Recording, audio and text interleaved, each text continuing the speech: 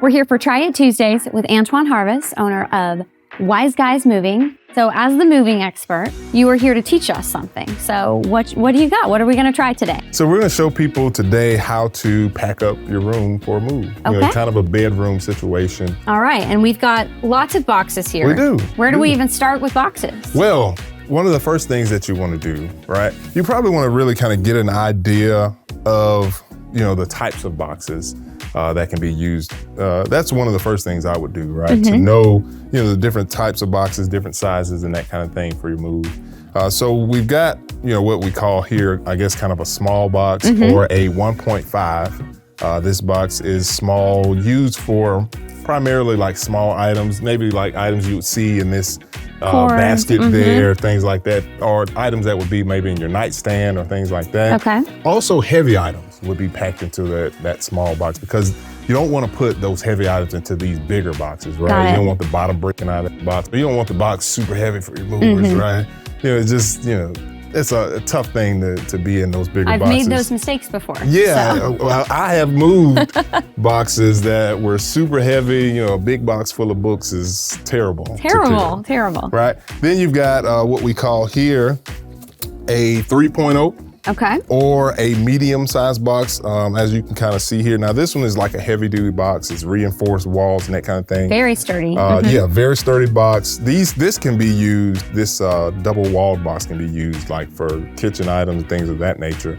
But, your typical 3.0 medium box is really kind of an all-purpose type of box. You can put shoes in here. You can put bags in here, towels, things of that nature. Okay. Towels, you can put clothes in here if you wanted to. Those items, when you start putting a lot of them in a box, start to get heavy. Yeah. Right? But a 3.0 is suitable for most, general items in your house here. So this is kind of a medium-sized box. Then we've got what we call a 4.5. This would be labeled as a large box. Here, a number of different things can go in here. You could do towels and things like that. Maybe some of your taller like vases or things of that nature. Maybe a lamp. Yeah, maybe a lamp. Lamps fit in boxes like this very well. Okay. Right, if you're gonna put a lamp in here, I would probably fill it, around with pillows, right? So that your lamps don't, get jarred around, that kind of thing. So yeah, this is the 4.5 large box. And then we've got this really big box here. My kids would probably love to play around inside this box. But this is our 6.0 extra large box that would be used typically for lighter items. Once you get to like the 4.5 and the 6.0, you really want to go lighter with the type of items that you're putting into these boxes. I would probably put like the comforter that you see on the bed here, some of these pillows and things of that nature into this 6.0. Because, you just don't want to be, really heavy in a box this big. Absolutely. And then a thin wall box like this, the bottom would just come out if you're putting heavy items into that. One of my favorite types of boxes is the ones where I don't have to fold things up. Right, So that's, absolutely. I see the wardrobe box behind you. There you go. Well, let me let you see here. So the wardrobe box is really ideal for those types of things, like you're mentioning, items that are hanging. It's got the nice bar here, so that you can take those items out of the closet, go right into this box. With the flap here is, just makes it easier for you to get those items into the box. This box could actually also be used if you take the bar out for some of your taller items that you have in the house. Oh, okay. You could do yard tools in these types of boxes and that kind of thing. So it's a number, it's really a multifunctional type of box. Most people just see it as a wardrobe box, but it can be used for a lot more than that. That would have been very handy when I packed up my garage. Yeah, absolutely. Learning something new. Okay. So we've got boxes. You had a little trick you wanted to show us about a box. Tell me more. So this is something that most people don't realize about boxes, right?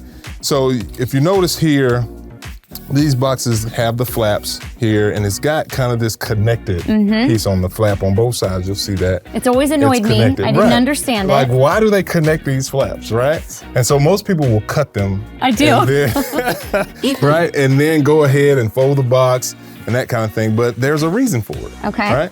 So that little connection on those flaps is made so that you can take this box and you can fold it down this way. And then when you open your box and then you get ready to close your bottom, that happens. That happens. All right, but when you close it, close the bottom on it and that kind of thing, and then you tape that up. Sit that down. Now you've kind of got these lockdown flaps, right? So that you can begin to put your items into this box and you're not fighting with the flaps. Brilliant. Right? And you're not struggling with those. And typically this also helps you to understand where the top of your box is so that you can maintain being able to close the box. Yeah. Right? Because oftentimes people are packing, have stuff sticking out of the top of the box. Done that. And it just makes it harder for the boxes to be able to be stacked when they get into the truck. Yeah. Right? And so that's, the little trick of the trade there. Trick of the trade. Right, How cool. With those boxes there. So yeah, that's one thing you want to know, the box sizes, right? So you can begin to, get an idea of what you got and what you're going to pack up. I've done a lot of late night runs right, to Lowe's or Home Depot for more boxes. That happens all the time, right? Because you didn't get enough boxes. You didn't know how to estimate how many boxes that you needed from the beginning.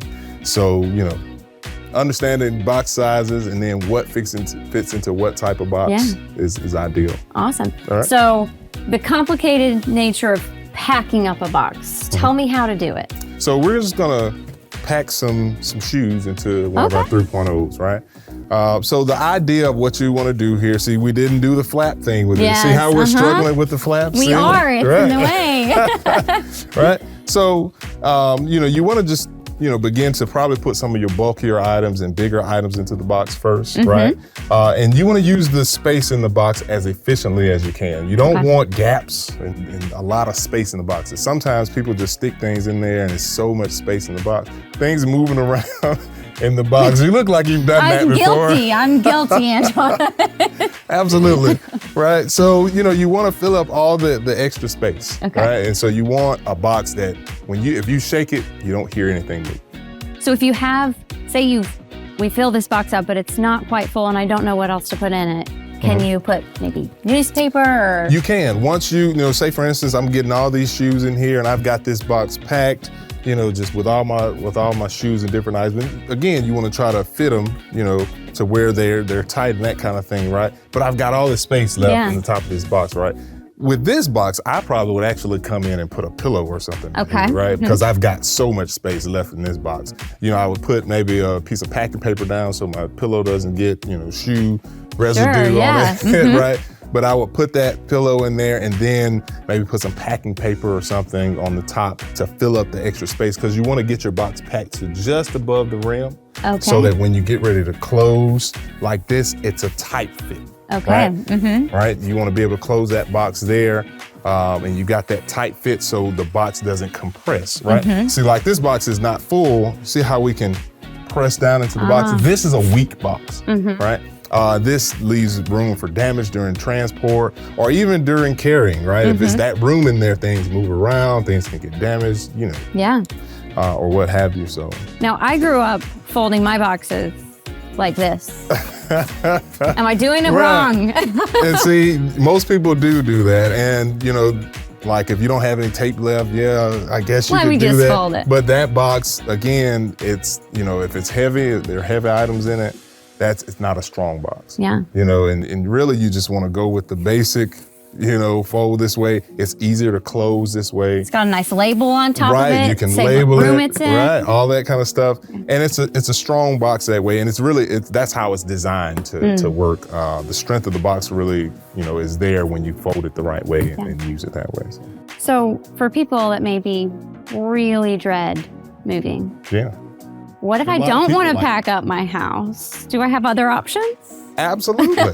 Absolutely. Wise Guys is more than happy to come and do that for you. We don't have any problem coming in and packing up your house it all for up. you. We'll get it done. Okay, full service movers. That's why we're the professionals. Well, tell us how we can learn more, Antoine. Well, you can certainly always go to wiseguysmove.com. Okay. Our phone number's on there, and you can even do a form and fill out there for an estimate. Oh, great. Request for an estimate there on our website. And so we'd love to hear from you. And well, we are so proud to have you as Opelika Chamber members, grateful for your support and activity, very active with us in all sorts of different committees and ways. So thank you. We hope you guys learned something today on Try It Tuesday.